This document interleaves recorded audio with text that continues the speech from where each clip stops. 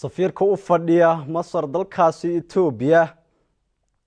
ayaa sheegay in xiriirka u dhaxeeya Masar iyo Ethiopia uu marayo waqti xaadirkan heer aad u sareysa falada warkaasina waxa mar kale noo soo koobaya wariyahayaga Maxamed Maxamuud xiriirka saaxiibtinimada ee ka dhaxeeya Ethiopia iyo dalkaasi Masar waxa uu muddo 8 sanadood in ka badan ayuu soo jirsaday waxana xiriirka ka dhaxeeya Ethiopia iyo dalkaasi Masar xiliyadii hore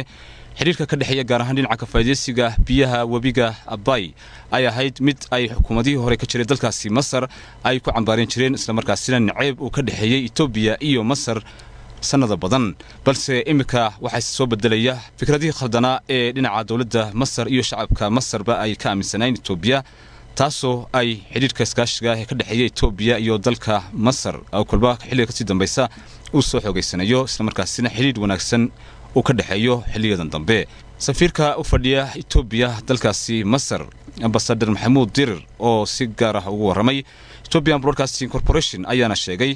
Ethiopia iyo Masar gaar ahaan dhinaca xiriirka dhaqaalaha iyo ka faa'iideysiga iskaashiga dhinaca maalgelinta iyo ganacsiga oo xilliga ka sii dambeeya uu soo xogeysanayo taasoo inoo cadeynaysa in uu xiriir wanaagsan ka dhashay shacabka Ethiopia iyo dalkaasi Masar oo xumaantii hore ee ka jirtay ka dhaxaysay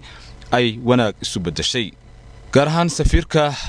u fadhiya Ethiopia dalkaasi Masar ambassador Maxamuud Dirir waxa kale oo ka hadlay inuu gaar ahaan xiriirka iskaashiga ee dhinaca ka wada shaqeynta caafimaadka iyo maalgelinta uu xeerar wanaagsan u marayo taasoo tilmaamaysa in ay Ethiopia iyo Masar xiriirkoodu u kulba soo xogeysanayo ganacsiga ballaaran ee ka dhaxeeya ee isku xidhay Ethiopia iyo Masar waa mid natiijo wanaagsan laga gaaray isla markaasina ganacsiga ka dhaxeeya Ethiopia iyo Masar kulba u soo ballaaranaya taasoo inoo cadeynaysa in uu iskaashiga ka dhaxeeya Ethiopia iyo Masar uu heer wanaagsan marayo waqti cadirkan ambassador Maxamuud Dirir waxa kale oo sidoo kale uu ugu baaqay in maalqabeennada dalkaasi Masar ay ka qayb qaataan fursadaha maalgelinta ee ka jira dalka Ethiopia